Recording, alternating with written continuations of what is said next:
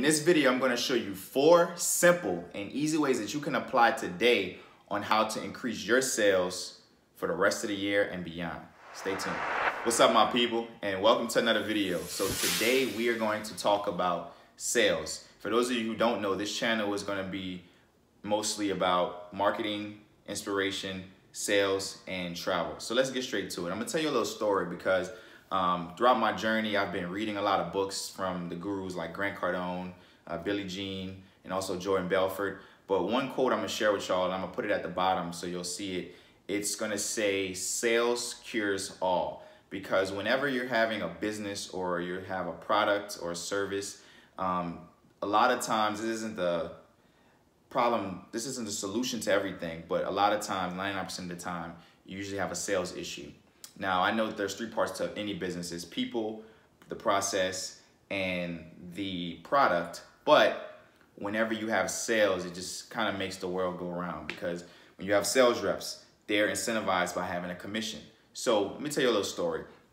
So I've been reading these books, going through all these like journeys. And so I'm narrowing this down into 4 easy steps so that way you can take this and hopefully this will propel you through 2020 and throughout the rest of the decade, and you can pass this down to your kids. So the first thing is, I noticed when I was in sales, I like to talk a lot. I like to talk, and just show up and throw up. And you do not need to do that. The first thing you need to do is you need to speak less. I guarantee the ratio of you making a sale when you're speaking more is gonna be so low, because it doesn't make sense, because you're not being able to find out what their problems are.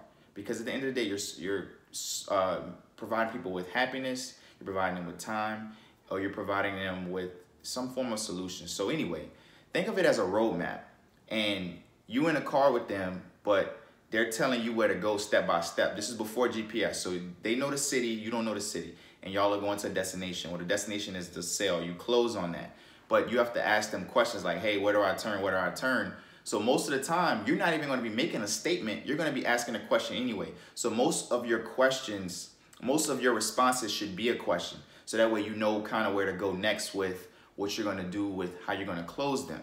So if you're talking about yourself, then you're probably going to lose. And that's not the way to go. So let me save you and do you a favor on that. So please don't be the one that's talking the most. I guarantee you will lose every time.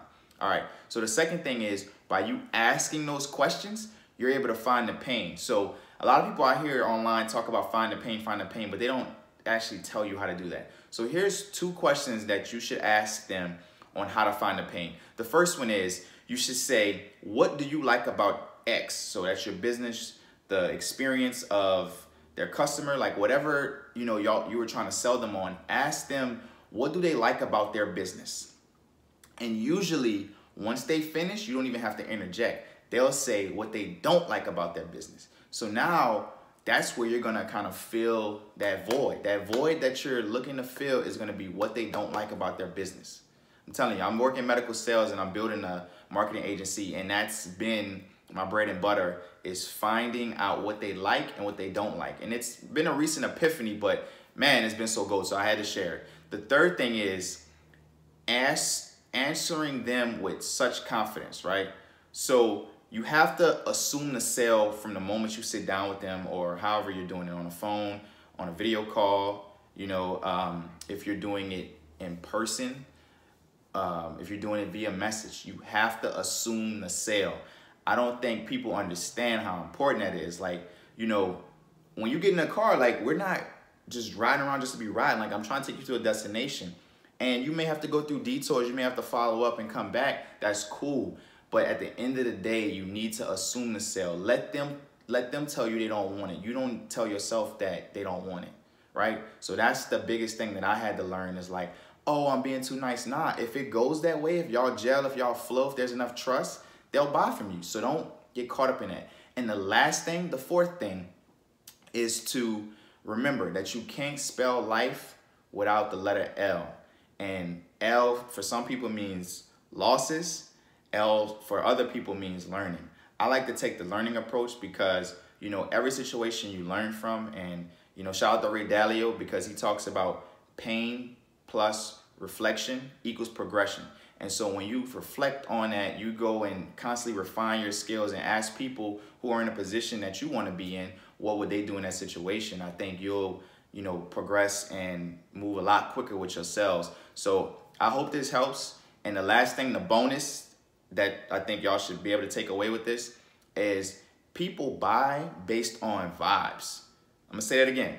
People buy based on vibes. So if your vibe is off when you're talking to these people and they're not really feeling you, their mind has already checked out. They may even be nice and courteous and listen to you, but their mind has already checked out. So my thing is, listen to them and read their body language and try to address anything that you feel like they are not doing, because it's more what's not said than what's said, which is why I listed at number 1.